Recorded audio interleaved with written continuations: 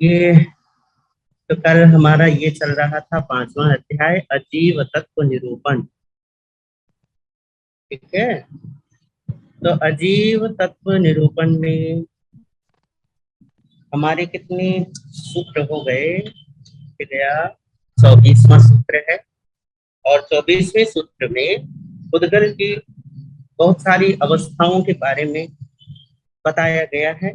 उन अवस्थाओं के संक्षिप्त में नाम: सबसे पहले शब्द, बंध, सूक्ष्मता, स्थूलता, संस्थान, भेद, अंधकार, छाया, आतप, उद्योग, इनके बारे में। और इसमें भी संस्थान तक हमने समझा कि संस्थान के रूप में यह है उद्गल किस तरीके से अपनी अवस्थाएं रखता है। अब अगला जो है वो है भेद। भेद का मतलब होता है टुकड़े होना। ठीक है, किसी चीज को पहले वो जुड़े हुए थे और जुड़ने के बाद अलग हो गए। पहले वो एक था, फिर वो चूरा हो गया, टुकड़ा हो गया, अलग हो गया। ठीक है ना? जैसे पत्थर का बड़ा सा पत्थर हो, कोई उस पे हथौड़े से या घन से चोट करे और वो दो तीन टुकड़ों में बंट जाए। या एक पत्थर लिया और उसे जाके वो सीमेंट वाली फैक्ट्री में डाला और वहां मशीनों के बीच में चूरा चूरा हो गया।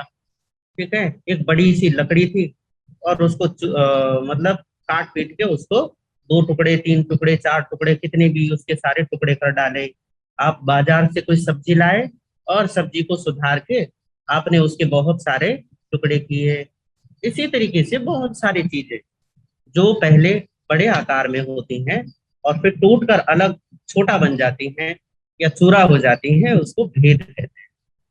ठीक है, तो पुद्गल की ऐसी अवस्था जिसमें वो टुकड़े होकर अलग अलग दिखे, उसको भेद कहते हैं।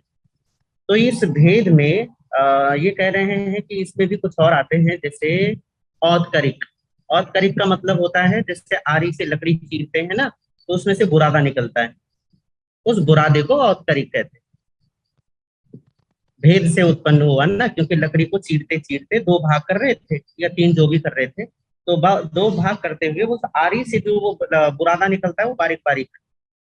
आपने जब नया घर बनाया होगा और घर में फर्श बनाते हैं, तो वो फर्श बनाने वाले बाद में जो उसकी क्या बोलते हैं फिनिशिंग होती है, उस पर वो मशीन से घिसाई होती है। घिसाई के बाद जब पॉलिश की जाती है, पॉलिश के ऊपर वो बुरादा डाल देते हैं ताकि चमक आ जाए। तो वही है, लकड़ी का बुरादा वो औत्तरिक है। ठीक है, याद रहे तो अच्छी बात है, ना रहे तो कोई फिक्र करने वाली बात नहीं। चूर्ण। चूर्ण का मतलब है जो सबसे सिंपल है, गेहूं का आटा।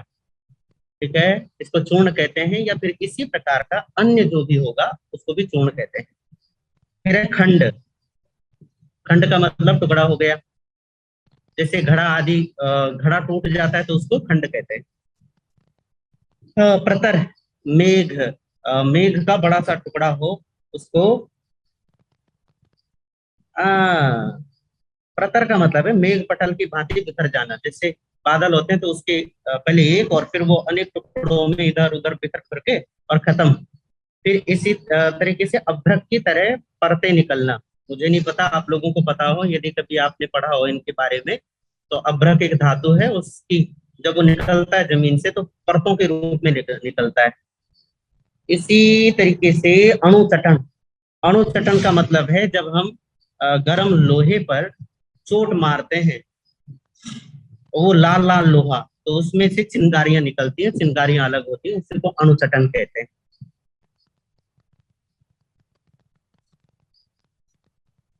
या फिर ये कह रहे हैं कि आम संतरा या ईख को छिलका अलग कर देना ना, वो छिलके अलग कर देना भी अणुचटन है। ये सब भेद के उदाहरण हैं। पर ये भेद के वो उदाहरण है जो कमोबेश हमें ध्यान में नहीं आते। मूलतः भेद का मतलब है टुकड़े कर देना, अलग कर देना। कोई एक चीज थी, ये किताब पूरी एक है और हमने इसको बीच में से लिया और दो कर दिया, फिर तीन पन्ने अलग अलग अलग अलग करके फिर पन्नियों को पन्ने करे पन्नी, ये पन्ने भी इनकी चिंदी चिंदी कर देना, इसको भेद कहते हैं। अगला जो है पर्याय वो है तम। तम का नाम ये अंधेरे को कहते हैं। तो जब प्रकाश का अभाव होता है, अर्थात मूलतः अंधकार को उसको कहते हैं जो सूर्य के अभाव में होता है। परंतु सूर्य होते हुए भी यदि आप कमरे को चारों तरफ से बंद कर दें, एयर टाइट कर दें और हवा तक का भी प्रवेश न हो, तो भीतर कमरे में अंधकार हो जाता है। तो ऐसी अंधकार की अवस्था कहीं भी हो, वो उद्गल की ही पर्याय है। ठीक है। आप कहोगे अंधेरे में कुछ दिखता तो है नहीं भैया, अंधेरा तो दिखता है ना। अंधेरे में कुछ नहीं दिखता, पर अंधेरा दिखता है। बस ये है कि अंधकार के वो पुद्गल जो होते हैं, या पुद्गल रूप की जो ये अवस्था होती है, पर्याय होती है अंधकार रूप में, वो हमारी चक्षु इंद्रिय को भी उस समय वो कर देती है, प्रतिहत कर देती है। तो हम अंधकार के पुद्गलों को देख पाते हैं, पर हमें पता नहीं चल पाता कि हम उन पुद्गलों को देख रहे हैं। फिर उसके बाद है, ये कह रहे हैं कि श्याम वर्ण वाले पुद्गल परिणाम जो दृष्टि को प्रतिबंधित करते हैं। कितना अच्छा शब्द दिया है इन्होंने। काले रंग की वो पुद्गल की अवस्था जो हमारी दृष्टि को प्रतिबंधित करते हैं, वस्तुओं को नहीं देखने देते, पर वो दृष्टि को प्रतिबंधित करने के बजाय वो करते हैं, वस्तुओं को आच्छन्न, वस्तुओं को छिपा देते हैं। यही उसकी खासियत है। पुद्गल की छठवीं पर्याय है छाया। तो ये छाया तो आसानी से है भैया, धूप है ऊपर और पेड़ की है, मकान की है, आपकी है, जहां भी वो जो छाया पड़ती है, तो ये दो तरीके से पड़ती है। एक कहते हैं प्रकाश आवरण रूप, और दूसरा है प्रतिबिंब रूप। प्रकाश आवरण, ठीक है जब सूर्य और सूर्य के और धरती के बीच में कुछ आया, तो उससे आवरण बन, क्या बोलते हैं, छाया बन जाती है। आप है, आपकी छाया है, किसी की भी छाया, छाया तो आप समझते हैं। इसी तरीके से प्रतिबिंब, प्रतिबिंब का मतलब होता है दर्पण में दिखना या पानी में दिखना अपने आप को, जो आपके जैसा ही होता है, उसको प्रतिबिंब कहते हैं। ये दोनों छाया के रूप। और आगे कौन सा है, आतप। आतप कहते हैं सूर्य के प्रकाश को, ये भी पौद्गलिक है। और उद्योत कहते हैं चंद्रमा की रोशनी को, ये भी पौद्गलिक है। ठीक है। ये हो गए पुद्गल की 10 अवस्थाएं। ये गुरुदेव प्रभु का हाथ उठा हुआ है, हैंड रेज किया था मैंने, तो अब ये उठा ही हुआ है, नीचे क्यों नहीं हो रहा ये। चलो होने दो। अब आते हैं अगले सूत्र की तरफ। देखो, ये सारे के सारे जो सूत्र हैं, ये जो सारी बातें हैं, एक तो इनमें सूक्ष्मता बड़ी हो जाती है, दूसरे शब्द इतने पुराने से हो जाते हैं कि हमें थोड़े समझ में कम बैठते हैं। खैर, उन शब्दों को तो मैं आपको समझा दूंगा, पर यदि आप धैर्य के साथ सुनेंगे और समझने की कोशिश करेंगे, तो ये आपके जीवन में आसपास घटित होने वाली सारी चीजें हैं। अब ऐसा कौन है जिसने गेहूं का आटा नहीं देखा हो, या आपकी चिंगारी ना देखी हो, है या नहीं है। जैसे इसमें क्या बोलते हैं, भाषा, जो शब्द वगैरह के बारे में कल बताया था, आप बताइए तो सही। भाषा के रूप में आप बोलते ही हो, उसको अक्षरात्मक बोल दिया। अगर अनक्षरात्मक जो है, वो आपने पशु पक्षियों की बोली सुनी है, वो अनक्षरात्मक है। जानते तो आप इन सारी चीजों को हो, पर आपने कभी क्योंकि इन चीजों पर गौर नहीं किया, इसलिए ये चीजें लगती है कि आप पता नहीं इन चीजों के बारे में इतना याद कैसे रखेंगे। पर अगर आप गौर से इन चीजों को देखेंगे, तो ये तो आपकी जानी हुई चीजें हैं, आपको इनके बारे में पहले से पता है। इनमें से मुझे तो नहीं लगता कि कोई भी चीज ऐसी होगी कि आपको नहीं पता होगा, है या नहीं। एक दो चीजों को छोड़ के उनका ज्ञान केवलियों को होता है, या अतीन्द्रिय ज्ञानियों को होता है। जैसे महास्कंद है जो संपूर्ण लोक में है, वो हम आपको नहीं दिखाई देता। बाकी तो सारी की सारी चीजें लगभग हमारे आसपास ही घटित होने वाली है। अब अगला सूत्र लेते हैं 25वां। अणवः स्कंधाश्च। अणवः स्कंधाश्च, उद्गल जो है वो दो प्रकार का होता है। ठीक है। उद्गल जो है वो दो प्रकार का है। कौन से दो प्रकार का, कहा अणु रूप और स्कंद रूप। हमारी किरण जी जो किताब पढ़ती है ना, तत्वार्थ सूत्र, आप दिगंबरों वाला पढ़ती है ना। दिखाओ इसका ये बाहर का पेज। हाँ, ये पुलक सागर जी वाला। इसमें आपको कुछ सूत्र बदले हुए दिखाई दिए अभी तक, दिखते होंगे। बहुत सारे सूत्र जो है परिवर्तित है, पर घबराने वाली बात नहीं है। कुछ सूत्र कम है, कुछ सूत्र ज्यादा है। कम हो या ज्यादा हो, सूत्र बदले हो, तो भी कोई अर्थ में ज्यादा फर्क नहीं पड़ेगा। आप अगर उनको पढ़ेंगे तो आपको पता चलेगा कि कोई ज्यादा अंतर नहीं है। ज्यादा क्या, अंतर है ही नहीं। कुछ सूत्र थोड़े ज्यादा हैं, कुछ कम है, ऐसा। उद्गल जो होगा ना, वो दो रूप में होगा, एक अणु रूप में और दूसरा स्कंद रूप में। अणु रूप का मतलब है, आपको पता है अणु किसको कहते हैं? अणु का मतलब है वो सबसे छोटा अंश जिसका अब दूसरा अंश संभव नहीं है। और स्कंद का मतलब है एक परमाणु केवल परमाणु कहलाता है। जैसे एक परमाणु दूसरे परमाणु से जुड़ा, तो दो परमाणुओं से लेकर अनंत परमाणुओं का जोड़ जो होगा उसको स्कंद कहा जाता है। ठीक है। एक परमाणु तो केवल परमाणु कहलाता है, पर जब वो दो बन जाता है तो दो से लेकर अनंत तक, दो से लेकर अनंत तक अगर वो जुड़ते रहे जुड़ते रहे जुड़ते रहे तो संख्यात असंख्यात और फिर अनंत हो जाता है। तो अनंत परमाणुओं तक का जोड़, दो से लेके अनंत परमाणुओं तक, वो फिर स्कंद कहलाता है। तो ये कह रहे हैं कि पुद्गल जो है वो दो रूप में रहता है, स्कंद के रूप में और परमाणु के रूप में। अब ये कह रहे हैं कि स्कंद के तीन भेद हो जाते हैं, स्कंद देश और प्रदेश। ठीक है, इसको थोड़ा सा समझ लीजिए, आपने ये कई बार सुना होगा। स्कंद देश प्रदेश ये क्या है? स्कंद क्या है? ये होता है अपने आप में संपूर्ण। जैसे आप इस किताब को देखें, ये किताब, ठीक है, जहां तक ये है यहां से लेके ये इसका पहला वो है, ये मुख्य पृष्ठ है और ये अंतिम पृष्ठ है पीछे का। यहां से लेके और ये सारे पेज से लेके यहां तक ये है संपूर्ण। तो इस संपूर्ण को कहते हैं स्कंद।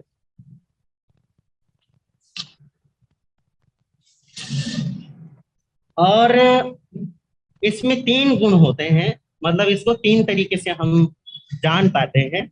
एक होती है लंबाई, एक होती है चौड़ाई, और एक होती है उसकी मोटाई। ठीक है, ये किताब की लंबाई है, ये किताब की चौड़ाई है, और ये किताब की मोटाई है। तो ये तीन चीजें स्कंद में होनी चाहिए, तभी वो स्कंद कहलाएगा। पहले उसमें लंबाई हो, दूसरी उसमें चौड़ाई हो, और तीसरे उसमें मोटाई हो। और कम से कम 8 परमाणु होने चाहिए। ठीक है, आपको बात समझ में आएगी? कम से कम कितने परमाणु होने चाहिए? 8 परमाणु, तभी वो स्कंद कहलाता है। और फिर ये हो गया आपका स्कंद। फिर होगा देश, स्कंद का छोटा हिस्सा। ठीक है, तो ये स्कंद का आधा हिस्सा जो होता है उसको देश कहते हैं। जैसे किताब है, तो किताब है हमारी ये पूरे के पूरे 326 पृष्ठों की। तो 300 150 और 26 13, तो कितना हो गया? 163 पृष्ठ एक तरफ और 163 पेज एक तरफ। तो ये हो गया इसका देश, 163 पेजों का एक देश होगा। ठीक है, इस देश में मोटाई नहीं होती, लंबाई और चौड़ाई होती है। ठीक है, इसमें मोटाई नहीं। तो ये कह रहे हैं कि कम से कम 4 परमाणु तो होने चाहिए, तभी देश कहलाएगा। उसके बाद प्रदेश क्या है? तो कहा देश का भी आधा, सिर्फ लंबाई होती है, चौड़ाई और मोटाई नहीं होती। तो कहा कम से कम 2 परमाणु होने चाहिए, तब वो प्रदेश कहलाता है। ठीक है, ये उद्गल के बारे में है। वैसे प्रदेश अगर अमूर्त द्रव्यों का होगा तो वो परमाणु जितना ही होता है, बिल्कुल छोटा। अगर यहाँ हम स्कंद देश प्रदेश कर रहे हैं तो कम से कम 2 परमाणुओं का प्रदेश कहलाता है, चार कम से कम 4 परमाणुओं का देश कहलाता है, और कम से कम 8 परमाणुओं का स्कंद कहलाता है। तो ये आपका, अब आप कहोगे कि अगर हम बड़े रूप में कहें तो भैया, अगर जैसे बड़ा मकान है तो उसका आधा हिस्सा स्कंद होगा, और आधे का भी आधा हिस्सा देश होगा, और उस आधे का भी बहुत बिल्कुल छोटा हिस्सा जो छोटा छोटा हो गया है उसको हम प्रदेश कहेंगे। ऐसे बस इसको छोटा छोटा करते चले जाएं। पूरा एक लड्डू है तो वो स्कंद है, लड्डू का आधा भाग देश है, और उसका छोटा सा अंश उसको प्रदेश कहेंगे। तो ये हो गया आपका स्कंद वाला, ये सूत्र हो गया कि ये पुद्गल जो है, पुद्गल समझ गए ना, मैटर। ओके, पुद्गल की बार बार चर्चा, ये शब्द मैं यही यूज करूंगा ताकि आपके दिमाग में बैठ जाए कि पुद्गल कहते किसको है। वैसे इंग्लिश में मैटर कहते हैं, आप उसको पुद्गल कहो। तो पुद्गल ये बार बार रिपीट करूंगा तो इसलिए क्योंकि दिमाग में बैठेगा और आपको पता चलेगा कि ये दो रूप में रहता है, अणु रूप में और स्कंद रूप में। अणु रूप में हमें नहीं दिखाई देता, कई बार तो स्कंद का रूप भी हमें नहीं दिखाई देता। सबसे बड़ा स्कंद का रूप है महास्कंद, जो संपूर्ण लोक में है, पूरे के पूरे लोक में एक है, पर वो हमें नजर नहीं आता है। वो पुद्गल का ही रूप अचित है, अचित महास्कंद बोलते हैं उसे, पर वो हमें नजर नहीं आता, जबकि है वो हमारे आसपास पूरे लोक में बिखरा पड़ा है, तब भी हमें नजर नहीं आता है। तो इसको ये पुद्गल का ना अ, विचित्र दशाएं होती हैं। विचित्र का मतलब है अ, एक रूप नहीं रहता। यही इसकी विचित्र दशा होने के कारण कई बार तो ये महास्कंद है, जैसे ये अचित महास्कंद, फिर भी हमें नजर नहीं आता। अनंत परमाणु जुड़ जाने का मतलब ये नहीं है कि वो आपको नजर आने लगेगा। जैसे समझ रहे हो, अगर अनंत परमाणु जुड़ भी जाए तो ये जरूरी नहीं है कि वो आपको नजर आए। कम से कम परमाणु वापस बताएं, और देश एंड प्रदेश। हाँ, ये कुछ भी नहीं है। देखो, परमाणु का मतलब है पुद्गल की सबसे छोटी अवस्था, सबसे छोटा टुकड़ा। अब उसका दूसरा भगवान ने उसको समझाया है बताने के लिए, आप इसको ध्यान में रखो। उसकी ना आदि होती है, मतलब उसकी शुरुआत नहीं होती। शुरुआत का मतलब जैसे ये हाथ है ना मेरा, हथेली है, तो हथेली की शुरुआत यहाँ से और अंत यहाँ, और मध्य यहाँ पे, ठीक है। हथेली का आरंभ यहाँ से शुरू ये होगा, स्टार्ट हुआ, और यहाँ फिनिश हो गया, और ये बिल्कुल मिडिल हो गया, जिसमें ये तीनों नहीं होने चाहिए उसमें। परमाणु में ये तीनों नहीं होते, ना उसका आरंभ है, ना उसका अंत है, ना उसका मध्य है, तो परमाणु कहते हैं। तो आप समझ लो कि वो कितना छोटा होता होगा, है ना। आरंभ हुआ उससे पहले, अंत हो उससे पहले खत्म हो गया हो। तो परमाणु का मतलब बिल्कुल छोटा अंश है, बहुत छोटा। तो जब एक परमाणु अकेला है तो केवल परमाणु कहलाता है, पर जैसे वो दो बना ना, मतलब मान लो कि वो दूसरे परमाणु से जुड़ गया, तो वो अब स्कंद कहलाएगा, परमाणु नहीं कहलाएगा, ठीक है। तब जब स्कंद जुड़ते जुड़ते जुड़ते जुड़ते बहुत बड़ा बन जाता है, जैसे ये शरीर परमाणुओं का स्कंद ही तो है, ठीक है। अभी हमें दिखाई देने लगा। तो इस स्कंद के फिर तीन भाग होते हैं, स्कंद, देश और प्रदेश। जैसे ये पूरा शरीर स्कंद है, कमर तक का भाग मेरा, अगर मान लो कि मेरे को कमर की जगह से अलग कर दो, तो ये देश कहलाएगा। पूरा शरीर स्कंद कहलाएगा, और कमर से अलग कर दो तो ये टुकड़ा देश कहलाएगा। चाहे कमर के नीचे का हिस्सा लगा लो और कमर के ऊपर का हिस्सा लगा लो, पर वो क्या कहलाएगा, देश कहलाएगा, स्कंद नहीं। क्योंकि स्कंद का क्या हुआ है, भेद हुआ है, उसका टुकड़ा हुआ है। फिर प्रदेश क्या है, प्रदेश ये है कि मतलब मान लो कि ये मेरी नाक, ठीक है, कमर के ऊपर का हिस्सा, और उसमें ये केवल छोटी सी नाक, ये प्रदेश कहलाएगा। तो ये जिसका भी सवाल था, क्या आपको समझ में आया? आप हाथ उठा देना, ठीक है। कम से कम परमाणु वापस बताएं, और देश परमिता खान से। तो परमिता जी, समझ में आया होगा जी, आ गया, ये बहुत अच्छा हुआ, समझ में आया। तो यही है, इसमें कुछ ज्यादा समझने के लिए नहीं है, बिल्कुल आसान है कि मतलब जब स्कंद का मतलब होता है बड़ा कुछ, जो परमाणुओं का जोड़ हो गया है, तो वो कह रहे हैं कि परमाणु दो परमाणु से लेके अनंत परमाणु तक जुड़ते हैं, तो वो स्कंद कहलाता है। फिर स्कंद के स्कंद, देश, प्रदेश, ये तीन उसके भेद हो जाते हैं। अब अगले सूत्र की तरफ आते हैं। संघात भेदेभ्य उत्पद्यन्ते। संघात का मतलब है जुड़ना, ठीक है, इकट्ठे होना, एक साथ होना। और भेद का मतलब है वो जो एक साथ थे ना, अलग हो जाना, टुकड़े हो जाना। और संघात भेद का मतलब है जुड़ना और अलग होना, ठीक है, कहीं से अलग हुआ और कहीं और जुड़ गया। इसे समझाएंगे। तो ये कह रहे हैं कि स्कंधों की और परअणुओं की, स्कंध और अणु, अब ये स्कंध और अणु का आपने अभी समझ लिया कि अणु और स्कंध, तो इन दोनों की जो उत्पत्ति है, करे कैसे होती है, तो कहा संघात से होती है। स्कंद की उत्पत्ति हमेशा संघात से होगी, परमाणु की उत्पत्ति नहीं होती संघात से। परमाणु या तो नेचुरल होता है और या फिर भेद से होता है, ठीक है। अगर वो बाई नेचर तो परमाणु ही है, पुद्गल केवल परमाणु ही उसकी विशुद्धतम दशा है। बाकी जितना भी है वो फिर उसकी उसके विकार होते चले जाते, क्योंकि एक दो दो जुड़ते जुड़ते जुड़ते जुड़ते फिर वो स्कंद बनता चला जाता है। पर संघात का मतलब होता है जुड़ना, तो संघात से स्कंदों का निर्माण होता है। समझ गए आप? संघात से स्कंद बनते हैं। संघात का मतलब जुड़ना, और जुड़ने का, इकट्ठे होने का, एकत्र होने का, इसका मतलब हो गया, मान लो जैसे घर में माताएं क्या बोलती हैं, अपना खिचड़ी बनाती हैं ना, तो खिचड़ी में आपने दाल भी डाल दी, चावल भी डाल दिए, और थोड़ी क्या बोलते हैं, अगर आपको अच्छी बनानी है तो उसमें आपने घिया, तोरी, टिंडा वगैरह काट के थोड़ी सब्जी भी डाल दी। समझ गए? तो आपने क्या किया है, संघात किया है। संघात का मतलब बहुत सारी चीजें जोड़ के और इकट्ठा बना दी। चावल पहले थोड़ा था, फिर थोड़ी उसमें दाल मिला दी और ज्यादा हो गया। तो ये स्कंद का ये केवल एक उदाहरण है। पर ऐसे अलग अलग चीजें, जैसे मकान बनता है, तो मकान बनते बनते बनते कैसे, पहले ईंट जुड़ते जुड़ते जुड़ते, अब ये देखो कितना बड़ा भवन बन गया। जिस घर में आप रह रहे हो कितना बड़ा घर बन गया। तो इसको कहते हैं संघात। संघात का मतलब होता है जुड़ना, ठीक है।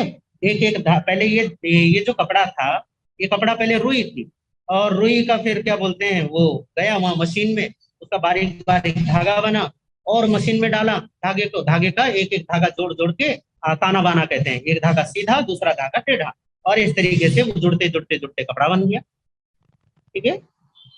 अब ये कपड़ा क्या है, इतना बड़ा है, देखो इतना बड़ा चीर है। तो इस ऐसे जहां जुड़ाव से, जहां एकत्र होने से, जहां संघात होने से क्या हुआ करे, स्कंद बनते हैं।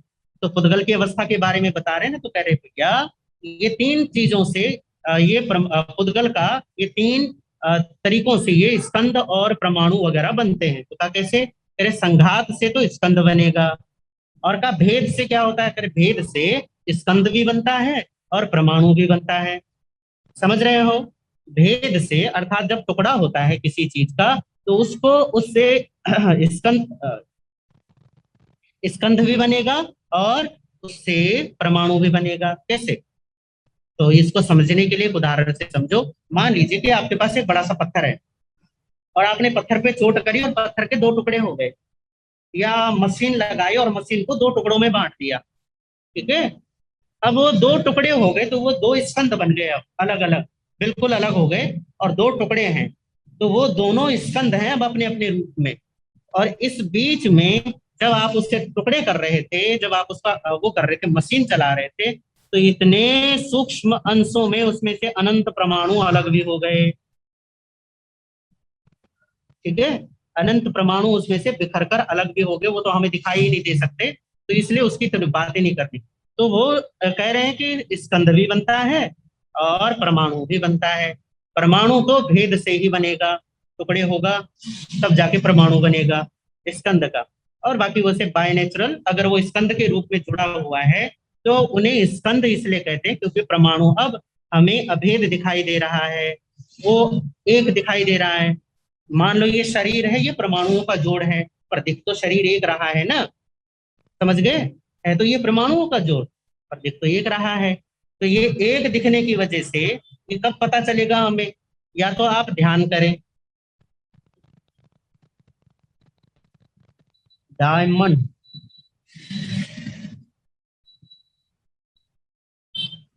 सी गीतिका मेहता जी कह रही हैं, ज्वाइंट कार्बन एटम परमाणु फ्रॉम डायमंड, ज्वाइंट कार्बन। हम इसको नहीं मानते, पहली बात एक बता दूं आपको मैं। जैन दर्शन विज्ञान सम्मत परमाणुओं को परमाणु नहीं मानता, ठीक है। जो आज हमारे विज्ञान में जो साइंटिस्ट वगैरह जो परमाणु मानते हैं उसको परमाणु नहीं मानते। क्यों नहीं मानते? क्योंकि वो कहते हैं, जैन दर्शन ये कहता है कि परमाणु पहली बात तो पकड़ में नहीं आ सकता, अतीन्द्रिय ज्ञान का ही विषय है, वो किसी यंत्र से पकड़ में नहीं आएगा। तो आप कहोगे कि ये जो परमाणु है जिसे हम कह रहे हैं अणु, एटम और परमाणु वगैरह जो कह रहे हैं, वो क्या है फिर? तो वो ये है कि हम उसे स्कंद कहते हैं कि भैया संख्यात या असंख्यात, आप ऐसा समझो कि संख्यात असंख्यात या अनंत परमाणु जुड़ते हैं तब जाकर ये विज्ञान का क्या बनता है, उसको हम परमाणु कहते हैं। ठीक है, विज्ञान में। तो ये अब आप यहाँ पे ये जो बात आ रही थी उसको, कि भेद का मतलब होता है पृथक करना या पृथक होना। तो भैया अपने आप हो या किसी के द्वारा हो, तो इससे भी स्कंध बन जाते हैं और इससे परमाणु भी बनता है। अब दूसरा, संघात और भेद। संघात और भेद का क्या मतलब होता है, ये दोनों जुड़ गए। पहले तो संघात था मतलब जुड़ना, और दूसरा था भेद। अब दोनों को जोड़ दो, संघात भेद एक कर दो, तो एक साथ संघात और भेद होता है। मान लो कहीं से, क्या बोलते हैं, कहीं से टूटा और कहीं दूसरी जगह जुड़ गया, या कहीं से हमने तोड़ा और दूसरी जगह जोड़ा, इसको संघात भेद कहते हैं। इसे कैसे कहूं मैं आपको, कैसे समझाऊं। मान लीजिए जैसे दूध वाला है, आपने जैसे घर में दूध आया 1 किलो, और आपको जरूरत है 1.5 किलो की, तो आप उसमें क्या करते हो, हैं? कहीं से आपने पानी लिया, ½ किलो पानी, और उसमें मिला दिया, हो गया आपका 1.5 किलो तैयार। और क्या, इसी को संघात भेद समझ लो। ठीक है ना। संघात का मतलब है जोड़ना, आपने पानी को जोड़ा है किससे, दूध से। और भेद का क्या मतलब है, भेद का मतलब है आपने पानी जहां से लिया है, जहां वो अपने साथ था पानी की, जहां पानी था वहां से उसको अलग करके आप दूध के साथ जोड़ दिया। कोई और उदाहरण भी हो सकता है, आप कई बार अपने साड़ी में फॉल लगाते हैं, ठीक है ना, माताएं लगाती हैं, भाई लोग इसको इग्नोर करें, पर जो माताएं लगाती हैं तो उसमें क्या है, आपने कोई दूसरा टुकड़ा आपने कहीं दूसरी जगह जोड़ दिया, कहीं और से टुकड़ा किया, कहीं और जोड़ दिया, समझ गए। तो इसको संघात भेद कहते हैं, एक साथ होती है क्रिया। इसलिए कहा मैंने कि पुद्गल की पर्याय जो होती है ना, वो विचित्र होती हैं। कई बार तो अनंत परमाणु के पिंड आपके सामने होंगे स्कंद के रूप में, और आपको दिखाई भी नहीं देगा, नजर ही नहीं आएगा। वो कोई भी पुद्गल केवल पुद्गल होने से दिखाई नहीं देता, वो केवल और केवल तभी दिखाई देना संभव होता है, नजर आना तभी संभव होता है, जो जब वो अपनी सूक्ष्म पर्याय का परिवर्तन करके, उस परिणाम का त्याग करके, जब वो स्थूल पर्याय को ग्रहण करता है। ठीक है, उसकी 2 पर्याय है ना, पहले आ चुका है, सूक्ष्म और स्थूल। 10 अवस्थाओं के नाम में ध्यान रखना, सूक्ष्म और स्थूल। इनमें से जब तक वो सूक्ष्म अवस्था में रहता है तब तक तो वो आपके सामने भी रहे तो भी आपको दिखाई नहीं देगा। ठीक है, पर जैसे ही वो अपनी सूक्ष्म पर्याय का त्याग करता है और स्थूल पर्याय को ग्रहण करता है, तब वो हमें नजर आना शुरू होता है। तो ये पुद्गल के बारे में आपको बता दिया कि कैसे कैसे वो बनता है। तो संघात से स्कंद बनता है, भेद से स्कंद और क्या बोलते हैं, परमाणु भी बनता है, और स्कंद भी बनता है टुकड़े होके। और फिर कह रहे हैं कि भैया ये भेद और संघात से क्या होता है, भेद संघात से क्या होता है, तो क्या उससे भी ये बनते हैं, क्या बोलते हैं, स्कंद। अब आगे, भेदादणु। अणु भेद से होता है, संघात से नहीं होता। ये तो पहले बता दिया, जो पहले वाले में बताया ना संघात। तो संघात से क्या होता है, करे स्कंद बनता है। संघात का मतलब एकत्र करना, इकट्ठे करना, इकट्ठे होना, उसको संघात कहते हैं। तो भेद क्या है, करे अलग हो जाना। ये कागज है, ये कागज के टुकड़े करते करते करते करते करते ये उस सूक्ष्म अवस्था तक चले जाए कि दूसरा टुकड़ा हो ही नहीं, जिसको परमाणु कहते हैं, तो वो क्या होगा, भेद से होगा, टुकड़े से होगा, अलग होने से होगा। तो क्या करे, भेद होता है, टुकड़ा होता है, अलग होता है, तो ये परमाणु बनता है। ठीक है, भेदाद अणु, अणु जो है वो भेद से ही होगा, संघात से अर्थात जुड़ने से नहीं होगा। जुड़ने से तो स्कंद बन जाएगा। अब कह रहे हैं भेद संघाताभ्याम चाक्षुषा। चाक्षुष यानी इंद्रियों का गम्य होना, आंखों से दिखना। चाक्षुष समझ गए, चक्षु कहते हैं आंख, और चाक्षुष कहते हैं नेत्रों से दिखाई देना। मैं दिख रहा हूं, आपको नहीं दिख रहा हूं? हाँ ना, तो बोलो, थोड़ी गर्दन हिलाओ रंजना लोढ़ा जी। ठीक है। अब अगर मैं दिख गया तो इसका मतलब ये हो गया कि मैं चाक्षुष हूँ, देखा जा सकता हूँ। ठीक है, आप मुझे नजर आए, नाम बोला मैंने, तो इसका मतलब ये हुआ कि आप दिखाई दे रहे हो, इसीलिए तो है। तो आ, ये कह रहे हैं कि इंद्रिय गोचर होने वाले स्कंधों की उत्पत्ति केवल भेद और संघात से होती है।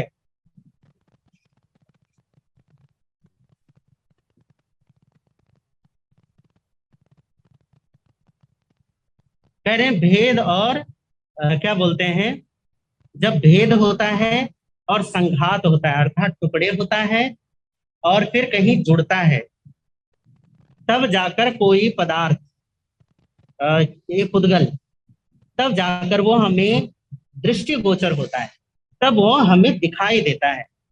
अब ये ऐसा समझ लो कि जैसे, इसको एक उदाहरण से समझना, जैसे हाइड्रोजन और ऑक्सीजन, ठीक है, हाइड्रोजन और ऑक्सीजन ये दो अणु हैं, और जैसे साइंस में बताते हैं उस हिसाब से आपको उदाहरण के लिए समझा रहा हूं।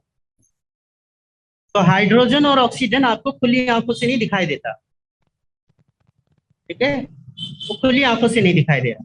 पर जैसे ही हाइड्रोजन और ऑक्सीजन, तो वो H2O है ना, दो अणु हाइड्रोजन के और एक अणु वो क्या बोलते हैं ऑक्सीजन का, जैसे ये तीन जुड़े तो वो पानी बन जाता है, और जैसे पानी बना वो हमें दिखाई दे गया, ठीक है। इस उदाहरण को केवल समझने के लिए दिया है आपको। ये सूत्र ये कहता है कि कुछ टूटता है फिर कुछ जुड़ता है और तब जाकर वो हमें दिखाई देता है। नहीं तो केवल और केवल अगर आपको ये लगे कि संघात होने से अर्थात परमाणुओं का जुड़ते जुड़ते जुड़ते जुड़ते परमाणु जुड़ते चले जाएंगे और हमें दिखाई दे जाएगा, तो आचार्यवर कहते हैं कि ऐसा संभव नहीं है। क्यों? क्योंकि महास्कंद जैसा स्कंद जो संपूर्ण लोक में है वो तक हमें दिखाई नहीं दे रहा, जबकि वो तो परमाणुओं का जोड़ है, अनंत परमाणु है वो तो, फिर भी हमें दिखाई क्यों नहीं दे रहा? तो वो कहते हैं कि केवल स्कंद से दिखाई नहीं देगा, और केवल स्कंद कह रहा हूं, केवल संघात अर्थात जुड़ने से भी नहीं दिखाई देगा और केवल टूटने से भी नहीं दिखाई देगा।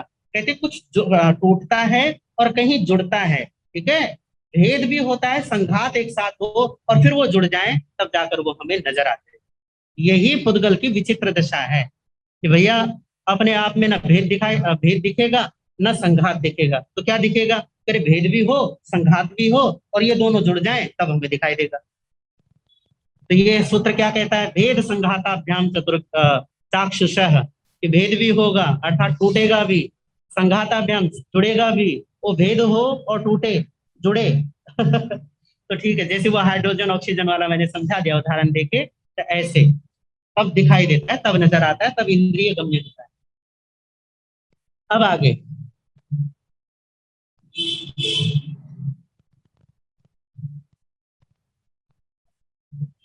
अगला सूत्र है उत्पाद व्यय द्रव्य युक्तम सत। इसको याद रखना हमेशा, ये सूत्र कह रहा हूं आपको फिर से, ठीक है।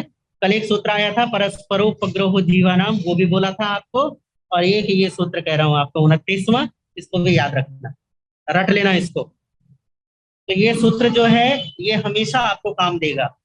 ये अलग अलग सूत्र, वैसे तो मैं कहूंगा कि पूरा तत्वार सूत्र याद कर लो, पर इतना याद ना हो तो आपको काम काम के सूत्र बता रहा हूँ। ये है उत्पाद व्यय द्रव्य युक्तम सत। सत का मतलब होता है द्रव्य, ठीक है, सत का मतलब क्या है? द्रव्य है। अगला ही सूत्र आना चाहिए वैसे, हाँ अगला तो नहीं है। तो बाबा कितने गया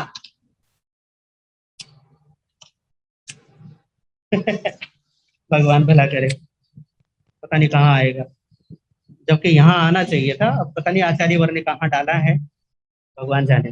पर यहाँ पे है सूत्र उत्पाद व्यय द्रव्य युक्तम सत। अगला सूत्र एक और है जो इसी के साथ इसी को पूरा करता है, वो है सद द्रव्य लक्षणम और सद द्रव्य लक्षणम। एक दो सूत्र और है, पता है, जब आएंगे तब समझ लेंगे, इसमें अभी आगे नहीं आया। पर ये है उत्पाद व्यय द्रव्य युक्तम सत। इस सूत्र को याद करने के लिए इसलिए कह रहा हूं क्योंकि ये द्रव्य का, सत का, अस्तित्व का, एग्जिस्टेंस का ये मूल आधार, ये मूल समझ है। हमारी सत्ता है ना, अर्थात अच्छा आप बोलो आशा जी, आप हो या नहीं हो? आप हो, ठीक है, ऐसा कोई भी नहीं है। जैसे हेमा जी हैं, आप बताइए कि आप हमेशा हैं, यही कहते हैं। अरे वाह, आज तो महाराज जी नजर आ गए, साध्वी ऋषिता जी महाराज पर दिख रही हैं, उपासना जी महाराज, ठीक है, मथे वंदामी साता छे साता राखो, ठीक है। तो ये क्या है, आप देखिए कि कोई भी ऐसा नहीं है जो ये कहे कि मैं नहीं हूं, ठीक है। तो एंजल जी, बल्कि आपने नाम कैसे बदल दिया अपना? आप रेणुका चित्तौड़गढ़ से है ना, आपने नाम बदल दिया। भगवान भला करे आपका। ठीक है। तो आप बताइए कि कौन कहता है ऐसा कि मैं नहीं हूं। आप कहते, कोई आपसे पूछे अरे रेणुका जी हो या नहीं हो, आप क्या कहोगे? नहीं, नहीं हूं, या कहोगे कि हूं? भैया मैं हूं। ठीक है। इसको कहते हैं सत्ता। क्या कहते हैं इसको? सत्य कहते हैं। क्या कहते हैं? सत्य। और ऐसा जो सत्य है उसको हमने 6 भागों में बांटा है। सत्य का मतलब है जो हम कहते हैं कि है। ठीक है। अब आप कहते हैं, जैसे हम अपने बारे में कहते हैं मैं हूं। अब मैं हूं, मैं कह रहा हूं मैं हूं, इसका मतलब है ये सत्य है। अब जब सत्य है तो इस सत्य को 6 भागों में बांटा है। इसको द्रव्य कह लो। द्रव्य कितने हैं? 6 हैं। तो ये कह रहे हैं कि ये जो द्रव्य है ना, आचार्य वर्य ने ये सूत्र जो कहा है कि जो ये द्रव्य है ना, जिसको मैं सत्य कह रहा हूं, इसके तीन ये इन 3 गुणों से युक्त है। इस पर हमारी कल बात हुई थी। तो कह रहे हैं वो कि 3 गुण कौन से? तो कहा उत्पाद, उत्पन्न होता है, पैदा हो रहा है। करे फिर दूसरा, करे व्यय, मर भी रहा है, मिट भी रहा है, बिल्कुल खत्म। और तीसरा द्रव्य। द्रव्य का मतलब है शाश्वत। द्रव्य शब्द बना है ध्रुव से। ध्रुव का मतलब होता है नित्य। नित्य अगला अगला शब्द आएगा इसके लिए समझाने के लिए कि नित्य किसको कहते हैं, उसको वो समझा रहे हैं। तो ये 2 सूत्र हैं पहले वाले। एक है उत्पाद और व्यय। उत्पाद व्यय का ये जो है ये है परिणाम। परिणाम का मतलब समझा दिया आपको, जिसमें परिवर्तन होता है। और परिवर्तन आपको पहले कितनी बार बता चुका हूं कि भैया परिवर्तन किस तरीके से घटित होता है। ठीक है। जन्म और मृत्यु ये दोनों एक साथ जुड़े हुए हैं। हम पल प्रतिपल जन्म रहे हैं और पल प्रतिपल मर रहे हैं। एक एक सेकंड के हजारवें, लाखवें, करोड़वें हिस्से में हमारा जन्म भी हो रहा है, हमारी मृत्यु भी हो रही है। समझ गए? अगर ना पता हो तो कभी साइंस पढ़ लेना, वो भी बता देगा आपको कि आपकी कोशिकाएं कैसे जन्म रही हैं और कैसे मर रही हैं। ठीक है। अगर कोशिकाओं के बारे में नहीं पता हो तो आप पता कर लेना, वो क्या नाम है, गूगल बाबा बैठा हुआ है सब कुछ बताने के लिए। उसको तो मुझसे भी ज्यादा पता है, भगवान भला करे। पता नहीं उससे ज्यादा कम मुझे पता होगा। उससे कुछ भी पूछ लो, सब बता देता है। कई बार तो गलत भी बता देता है, पर बता देता है। ज्यादातर बात तथ्यों के मामले में बड़ी गड़बड़ी करता है गूगल। ज्यादा यकीन मत कर लेना उसका। ठीक है। कई बार तथ्यगत खिलवाड़ कर देता है। तो ठीक है, पर फिर भी काफी नॉलेज उससे मिल जाती है। तो अगर कोशिकाओं के बारे में तो काफी कुछ बता ही देगा। तो ये आप देखो कि शरीर के सूक्ष्मतम अवस्था में या सूक्ष्मतम स्तर पर, है ना, जो हमारी पकड़ में नहीं आ रहा, वहां तो हम सेकंड के करोड़वें, अरबवें, खरबवें हिस्से में पल प्रतिपल जन्म रहे हैं और मर रहे हैं। वो हमें खबर नहीं हो रही, हमें पता नहीं चल रहा। इसका मतलब 2 घटनाएं एक साथ हो रही हैं, जन्मना और मिटना। जिस सेकंड में आपका जन्म हो रहा है उसी सेकंड में मृत्यु भी हो रही है। जन्म का समय अलग नहीं है और न ही मृत्यु का समय अलग है। बनने का समय अलग नहीं और मिटने का समय अलग नहीं। एक ही समय है जिसमें जन्म भी रहे हो और मिट भी रहे हो।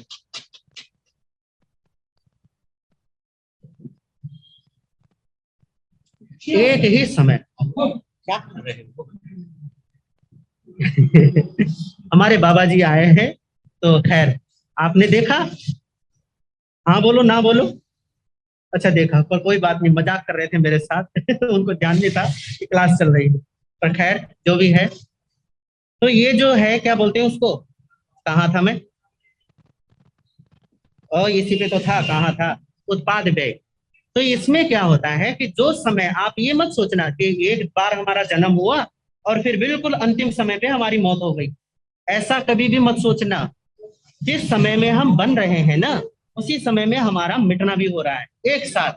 पर केवल बन और मिट नहीं रहे, ये भी ध्यान रखना। कहीं आपको भ्रम हो जाए कि हम तो बस बन और मिट रहे हैं। ऐसा नहीं है। इस बीच में एक कार्य और भी हो रहा है उसी समय में, वो है ध्रुवता। ध्रुव का मतलब होता है नित्य। इसका अगला शब्द जो है ना, अगला सूत्र जो है 29वें से अगला 30वां, 30वां सूत्र द्रव्य को समझाएगा कि द्रव्य किसको कहते हैं। वो आपको समझा देगा। पर ये 3 चीजें जो है ना, इन 3 चीजों को याद रखना। ये जैन दर्शन का मूल है, आपको पहले कह रहा हूं। भगवान जब अपने गणधरों को उपदेश देते हैं ना, पहला उपदेश जो होता है वो त्रिपदी का होता है। त्रिपदी जानते हो? वन्ययुव, विगमेयुव, ध्रुव वेयुव। उत्पन्न होता है, नष्ट होता है, और फिर भी नित्य रहता है। कल उदाहरण दिया था सोने का, कि सोना खदान से निकला तब भी सोना है, आपका कुंडल बना तब भी सोना है। सोना अपने मूल रूप को छोड़ के कुछ और बन गया। अब भी सोना ही है, कुंडल बना, कंगन बना, कोई गले का हार बन गया, पैर की पाजेब बन गई, कुछ भी बन गया, या आदमी वगैरह के वो बड़े बड़े कड़े बन गए। और आजकल तो लोगों को बड़ा शौक हो रहा है, कुछ लोगों को वो पता नहीं पूरे सोने ही सोने से लद जाते हैं, तो कुछ भी आभूषण बन गया। इधर आपने उसको गलवाया, गलते समय वो प्रतिपल बन भी रहा है, मिट भी रहा है। बनना मिटना यदि संभव ना हो ना, यदि मान लो कि बनना ही बनना हो, तो मिटेगा नहीं कुछ भी इस ब्रह्मांड में। फिर आप देखोगे कि सब कुछ बस सारा ब्रह्मांड चीजों से भर जाएगा, समझ गए, क्योंकि उत्पन्न हो ही जा रहा है, हो ही जा रहा है, हो ही जा रहा है। पर उसी समय में नष्ट भी हो रहा है, जिस समय में, अलग समय नहीं है, यूं मत सोच लेना कि इस समय में नष्ट हो रहा है और इस समय में बन रहा है, ऐसा मत सोचना कि इस सेकंड में, मान लो कि समय का सबसे छोटा अंश अभी जो हमें समझ में आता है वो सेकंड आता है, तो आप ये सोच लो कि पहले सेकंड में मिटता है और दूसरे सेकंड में बनता है, या पहले सेकंड में बनता है और दूसरे सेकंड में मिटता है। नहीं, जिस सेकंड के जिस सेकंड में बन रहा है उसी सेकंड में मिट भी रहा है। इसीलिए तो पदार्थ जैसा है वैसा ही रहता है, परिवर्तन होने के बाद भी आपको जो दिखाई देगा। अच्छा बताओ, बचपन में जब से होश आया, हेलो, हेलो, हेलो बाबा जी, क्या नाम है यार, थोड़ा आवाज कम कर लो। ठीक है, समझ में आया कि आप जिस सेकंड के हिस्से में आप बनने को जानते हो, जन्म को जानते हो, परमात्मा कहते हैं कि समय में, एक समय समझा है आपने कि एक पलक झपकाने में असंख्यात समय बीत जाते हैं। और ऐसे एक समय में देखो कितनी सूक्ष्म केवल ज्ञान की अवस्था है कि वो सब पूरे ब्रह्मांड को, इस पूरे लोक को, 14 राजू प्रमाण लोक को, और इस 14 प्रमाण राजू लोक में छहों द्रव्यों को वो क्या देख रहे हैं, एक एक समय मात्र में पांचों द्रव्य क्या कर रहे हैं, ये उत्पन्न भी हो रहे हैं, नष्ट भी हो रहे हैं, और फिर भी ध्रुव है, फिर भी शाश्वत है, फिर नित्य भी है। मिट के जन्म के भी ना मिटता है ना जन्मता है, ये बड़ी गजब की बात। हम कह रहे हैं मिट रहा है और जन्म ले रहा है, और परमात्मा कह रहे फिर भी नित्य है। भैया ये मत सोच लेना कि मिट गया, मिट कर भी मिटा नहीं, जन्म लेकर भी जन्मा नहीं। इसलिए मौत से डरने की जरूरत नहीं है, मर जाओ, कल मरते हो आज ही मर जाओ, आज मरते हो अभी खत्म हो जाओ, कोई डरने की जरूरत नहीं है। क्यों? क्योंकि जन्मने से जन्मोगे नहीं, मिटने से मिटोगे नहीं, ध्रुव तो हो ही, तुम तो नित्य हो। ये हमें ये सूत्र इसीलिए काम देते हैं। कब काम देते हैं? आपकी चिंता के समय में, आपके अनावश्यक कर्ता भाव के समय में, अहंकार या कषाय भाव के समय में, तब ये सूत्र काम देते हैं। क्यों काम देते हैं? कि भैया ये तो सब ऐसे ही है, ये तो चल ही रहा है, इस चलने फिरने में मैं क्यों फालतू में अपने बोझा सर पे बढ़ा रहा हूँ, समझ गए। तो ये सूत्र क्या है? उत्पाद का मतलब उत्पन्न होना, व्यय का मतलब नष्ट होना, खत्म होना, और द्रव्य का मतलब फिर भी रहना। आप खुद में इसको घटा के देख लो। हाँ, बचपन में कुछ और था शरीर आपका, आज कुछ और है, और कल कुछ और हो जाएगा, पर फिर भी आप तो हो या नहीं हो? आप तो हो ना, बस यही है। इसी को उत्पाद व्यय और द्रव्य थे। पर हाँ, जिसको आप समझे बैठे हो, ये नहीं रहेगा, हो ये ध्रुव नहीं रहेगा।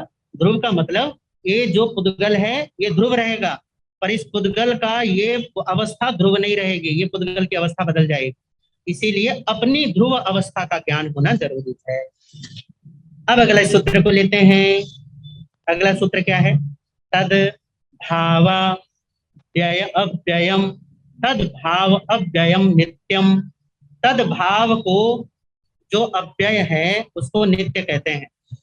स्वभाव जिसका कभी व्यय नहीं होता, व्यय का मतलब होता है, आप इसको आसानी से समझते हो, मान लो कि आपके पास 1 करोड़ रुपए हो, ठीक है पूजा जी, इतने हैं या नहीं है? बैंकॉक वाली नहीं है यार, कमाल हो गया, आप बैंकॉक में बैठे और इतने भी नहीं ले रखे आपने। जल्दी बोलो पति देव को कि फटाफट करो काम भैया, वैसे भी क्या काम कर रहे हो। खैर, मान लो कि आपके पास 1 करोड़ रुपए हैं, और आपको बिल्कुल वो फिक्स मिल गया। अब आपके पास कमाने का साधन नहीं, ठीक है, कमाने का साधन नहीं, आपके पास ये रुकावट हो गई कि भैया अब मैं कमा नहीं सकती, या इससे ज्यादा हम कर नहीं सकते, काम कुछ है नहीं, तो चलो अब इस करोड़ रुपए में से हमको क्या करना है, खर्चा तो करना पड़ेगा। तो इसको कहते हैं व्यय होना। कि भैया केवल क्या हो रहा है, चाहे आप एक एक रुपया खर्च करो तो भी क्या होगा, कम होता चला जाएगा, कम कम होते होते होते होते, और एक दिन सारा क्या हो जाएगा, खत्म हो जाएगा। समझ गए? इसको कहते हैं व्यय होना। व्यय होने का मतलब होता है चीजें खत्म हो रही है, चीजें नष्ट हो रही हैं, चीजें कम होते होते होते एक दिन विलीन हो जाएंगी, इसको व्यय कहते हैं। अब व्यय किसको कहेंगे फिर? अगर व्यय का मतलब है, आपको उदाहरण से समझ में आया होगा, व्यय का मतलब होता है खर्च हो जाना, खत्म हो जाना, मिट जाना, नष्ट हो जाना। तो अव्यय का क्या मतलब होगा? हमेशा बने रहना, कभी खत्म ही ना हो। समझ रहे हो? अच्छा, आपने द्रौपदी की कहानी सुनी होगी। महाभारत में कथा आती है कि युधिष्ठिर ने क्या होता था, जंगल में वो गए। ये बड़े धर्मात्मा लोग थे, पांचों पांडव और द्रौपदी, ये सब। तो एक गृहस्थ के लिए एक बात ध्यान रखना कि गृहस्थ के लिए सबसे महत्वपूर्ण जो कर्तव्य, चाहे जैन दर्शन, चाहे बौद्ध दर्शन, चाहे वैदिक दर्शन, गृहस्थ के लिए सबसे महत्वपूर्ण काम बताया गया दान देना। समझ रहे हो? दान देना। कि भैया यदि आप तुम दान नहीं देते तो तुम काहे के गृहस्थी हो? दान देना, जरूरतमंदों के काम आना, वस्तुओं का संविभाग करना, बंटवारा करना समाज में, या पहुंचाना दूसरे जीवों तक, ये गृहस्थ का सबसे पहला मूल कर्तव्य है। मार्गानुसारी बना देता है आपको दानी होना। और कई बार तो इतना ये महत्वपूर्ण बन जाता है दान देना कि आपको मार्गानुसारी से संपत्ति और संपत्ति से सीधा मोक्ष में पहुंचा देता है। अगर यकीन ना हो तो आप जो सुख विपाक सूत्र है ना, उसको पढ़ के देख लेना। सुख विपाक सूत्र में केवल जितने भी वो 10 महापुरुष हैं या 11, कितने मुझे पक्का याद नहीं है, 10 है शायद, वो सारे के सारे केवल एक दान देने मात्र से ही मोक्ष मार्गी बन गए हैं, मोक्ष में चले जाएंगे। और उनमें से एक की भी अवनति नहीं होने वाली है। एक एक जीव उनमें से सारे सारे देवलोकों में जाएगा, सारे के सारे जितने भी देवलोक हैं, एक देवलोक फिर दूसरे में फिर तीसरे में, ऐसे एक एक देवलोक में जन्म लेते लेते आखिरी में 26वें देवलोक में जाएंगे और उसके बाद मुक्त होंगे। बताओ, केवल एक दान देने मात्र से ये आपको इतना समृद्ध बनाता है। तो द्रौपदी, ये पांचों पांडवों को जब वो, क्या नाम है तुम्हारे, कौरवों ने और शकुनी ने मिलकर उनको वनवास दिलवा दिया, वो द्योत वगैरह किया, सारा अपमान हुआ और फिर वो चले गए। खैर, उसमें से 13 वर्ष का था, जिसमें 12 वर्ष वनवास में रहना था और 13वें वर्ष में अज्ञातवास में। तो अब इस वनवास के काल में भैया दान देना जरूरी, क्योंकि भैया जहाँ पांडव थे, ऋषि मुनि ब्राह्मण मिलने जुलने वाले, पहले चक्रवर्ती रह चुके थे। चक्रवर्ती मतलब जहां जहां पहला हुआ था सब जीता हुआ था। महाभारत में यदि आप देखो तो वहां पूरी उनके दिग्विजय यात्रा का पूरा वर्णन मिलता है। ये वैदिक महाभारत के अनुसार आपको बता रहा हूँ। तो उसमें क्या है, सब उनको जानते हैं, दूर दूर से उनसे मिलने के लिए लोग आते हैं। अब ये खाने की बड़ी प्रॉब्लम की, इतने लोगों को खिलाएं कैसे? अब राज्य तो है नहीं ना, कहाँ से उनको खिलाएं? तो युधिष्ठिर के मन में आया, वो गए और उन्होंने तपस्या की। कितने दिन की भगवान जाने, पर उन्होंने तपस्या की सूर्य देव की। सूर्य देव का जब उन्होंने तपस्या की तो सूर्य देव प्रकट हुए और उन्होंने कहा कि बोलो। तो सूर्य देव ने प्रसन्न होके युधिष्ठिर को एक घड़ा दिया, सोने का घड़ा, और ये कहा कि इसमें तुम जो भी क्या बोलते हैं बनाओगे, ठीक है, तो जो भी बनाओगे, और बनाने वाली कौन है वहां? हमारी द्रौपदी मैया। तो द्रौपदी बनाएंगी। तो कहा कि अगर जो भी बनाए, चाहे द्रौपदी बनाए या कोई, तो कहा बनाने वाला जब तक इससे भोजन नहीं करेगा, खुद नहीं खा लेगा, तब तक ये पात्र खाली नहीं होगा। तो वो क्या हुआ? अक्षय पात्र। ठीक है, क्या हुआ? अक्षय। उसका नाम ही अक्षय पात्र हुआ कि जब तक जो बनाने वाला होगा, जब तक वो खाना नहीं खा लेगा, तब तक ये पात्र क्या नहीं होगा? खाली नहीं होगा। इसमें से जितना चाहो, एक नहीं, 10 नहीं, 100 नहीं, 1000 नहीं, लाखों लोगों को भी जिमा दोगे तो भी ये क्या नहीं होने वाला है? खत्म नहीं होने वाला। तो वो सोचे, उन्होंने कहा कि धन्यवाद परमात्मा, हमें तो जरूरत इसी की तो थी। वो ले आए पात्र और कहा द्रौपदी को पकड़ाते के लिए, भगवान जो खोज रहे थे हम वो मिल गया, ये पात्र ले। अब द्रौपदी उस पात्र में भोजन जो भी बनाती वो अक्षय हो जाता।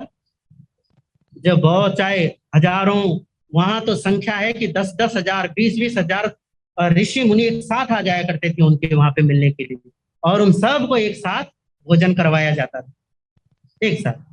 तो कहते हैं एक बार क्या हुआ, वैसे ये घटना सुनाने लायक नहीं है आपको, क्योंकि बात खत्म हो गई है। अक्षय का मतलब आपको बताना था और बता दिया कि यहाँ पे जो खत्म नहीं हो उसको क्या कहते हैं? अक्षय कहते हैं, अव्यय कहते हैं। पर थोड़ी घटना आगे भी बता देता हूँ, क्योंकि फिर अगला सूत्र लेने की जरूरत नहीं होगी। दुर्योधन इन पांडवों से खार खाता था, आपको पता ही है। तो एक बार दुर्वासा ऋषि उसके महल में चले गए और उसने सेवा कर कुरा के दुर्वासा खुश हो गए। तो दुर्वासा ने उससे कहा कि बोलो तुम्हें क्या चाहिए। तो उसके मन में आया, उसने कहा मुझे कुछ चाहिए, बस आप ना एक बार पांडवों को दर्शन देकर आ जाएं। अब दुर्वासा क्या है, एक साथ 10,000 अपने चेलों के साथ जाया करते थे। एक साथ कितने चेले? 10,000 चेले थे दुर्वासा ऋषि के, और भी रहे होंगे, पर उन दिनों वो 10,000 चेलों के साथ घुमा करते थे। तो उन्होंने कहा कि आपको ना अपने सारे चेलों के साथ युधिष्ठिर के पास जाना होगा। तो वो बोले करे चला जाऊंगा। करे नहीं नहीं नहीं, ऐसे नहीं। करे आप तब जाओगे जब उनका भोजन हो चुका होगा, द्रौपदी खा चुकी होगी, तब जाना। ठीक है।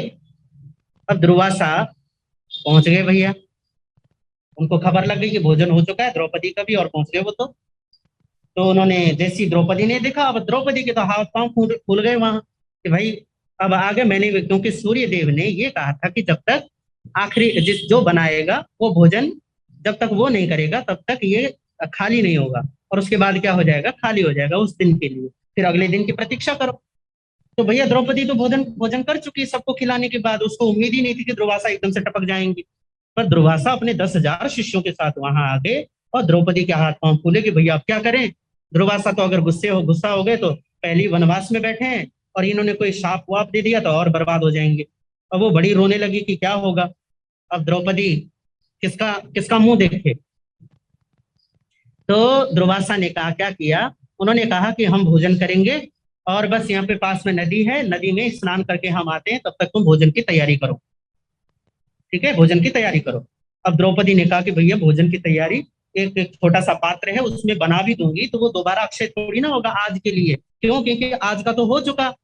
अब अगर होगा तो कल होगा दोबारा। पर आज का क्या करें, इन 10,000 ऋषियों को जो आए हैं, इन अतिथियों को कैसे इनको जिमाएं, कैसे इनको भोजन कराएं। तो द्रौपदी रोने लगी। अब रोते रोते किसे याद करे, उसका तो एक ही सहारा था, है। तो वो कहने लगी कि माधव, और कुछ नहीं तो इस संकट की घड़ी में तो काम आओ, अब याद, अब बचाओ मुझे कुछ भी करके। तो इतने में वहां कृष्ण आते हैं, चाहे वो कैसे भी आए, संयोग से आए या वो द्रौपदी की पुकार से आए, कैसे आए भगवान जाने। पर ये बड़ी गजब की बात है, जब जब द्रौपदी ने पुकारा तब तब वो आए। और जैसे वो आए और आके बोले द्रौपदी कृष्ण, वैसे कृष्ण बोला करते थे, उनकी सखी थी। तो बोले क्या बात है, चिंता कर रही हो। तो कहा, अरे क्या बताऊं मैं। वो सारे करे, अरे वो उनकी चिंता छोड़ो, पहले मेरी चिंता करो, मुझे भी भूख लगी है, कुछ तो खिलाओ। तो कहा, करे हाय माधव, यहाँ पे कुछ भी नहीं है खाने के लिए, मैं खा चुकी सारा, पर अब आपको प्रतीक्षा करनी पड़ेगी। पर पहले, उससे पहले ये संकट से तो बचाओ हमें। फिर इस संकट का मैं क्या करूं, कोई उपाय तो बताओ। कह रहे नहीं, अगर तुम्हारे पास कुछ भी नहीं है, तुमने पात्र, वो जो पात्र है क्या, उसको क्या किया। करे मैंने उसको धो धा के, मैंने तो उसको रख भी दिया। करे अच्छा, करे फिर भी दिखाओ तो सही। तो कहीं कथा ये आती है कि उसमें साग का एक छोटा सा टुकड़ा रह गया था, और कहीं ये कथा आती है कि चावल का एक दाना रह गया था, चाहे जो भी रहा हो, चावल का दाना रहा हो या साग का एक टुकड़ा। तो कृष्ण ने वो एक दाना चावल का या एक टुकड़ा साग का लिया, और उसको अपनी जीभ पे रखा और कहा, अहम तृप्तो हम, तृप्तो हम, मैं तृप्त हुआ। क्या कहा, मैं संतुष्ट हुआ। जैसे ही उन्होंने कहा मैं संतुष्ट हुआ, उधर पता नहीं उन 10,000 ऋषियों के पेट में क्या हुआ, उन्हें लगा हमने तो भोजन कर लिया। वो सारे के सारे जैसे ही उन्होंने कहा ना कि मैं तृप्त हुआ। अब ये तो कथा है महाभारत की, महाभारत के मूल जो केंद्र में कृष्ण है, कृष्ण का मतलब परमात्मा।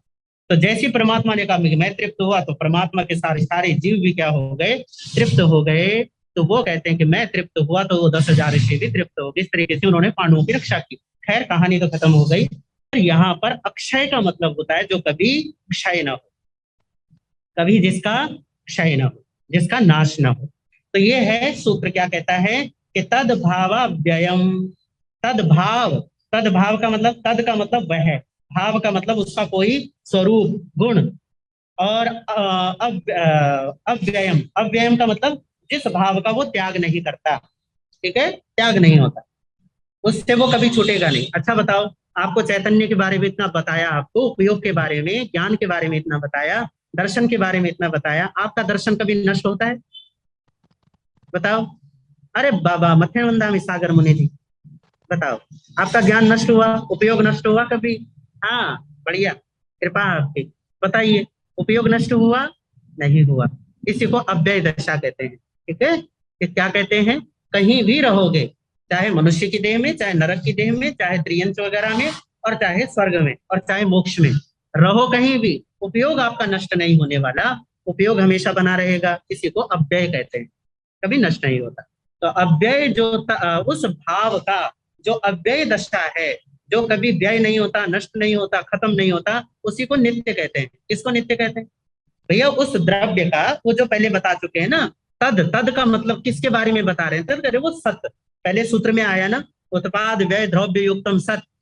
तो कह रहे हैं ये सत क्या है? तो कहा उसका जो भाव है, सत का जो भाव है, स्वभाव, वो अव्यय है। अव्यय का मतलब कभी नष्ट नहीं होता।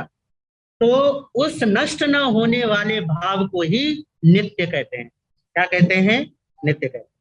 सत्य का वह स्वरूप जो कभी नष्ट नहीं होता, उसको नित्य कहते हैं। सिंपल है। तो आज का आपका पूरा हुआ स्वाध्याय, और आप लोगों ने इतने प्रेम से सुना, इतने भाव से सुना, उसके लिए आप सभी का कृतज्ञ हूँ, आभारी हूँ।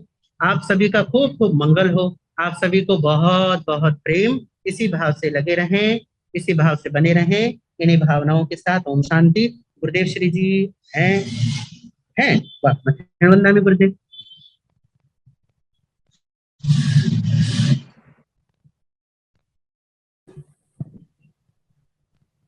आता है आपको? हाँ गुरुदेव, कृपा आपकी। विपाक सूत्र की जो व्याख्या करी है वो कमाल है। विपाक सूत्र? हाँ, ऐसे कुछ ना कुछ करी है व्याख्या। नहीं, विपाक सूत्र के लिए वो बस उदाहरण दे रहा था कि दान हाँ, कैसे। 10 जितने अध्ययन है भी। गुरुदेव, आप तो पाठ हाँ करते हो। हाँ, मैं डेली, क्योंकि उसका मैं स्वाध्याय करवाता हूँ, करता भी। और आपको बहुत बहुत दाता पुस्तक लाडले, और जितने भी श्रावक और श्राविकाएं हैं, सभी को बहुत बहुत साधु और साध्वी हैं। सामने बैठी हैं साध्वी उपासना जी। नजर, आवाज मेरी आ गई है, पहुंच गई है? जी बिल्कुल पहुंच रही है।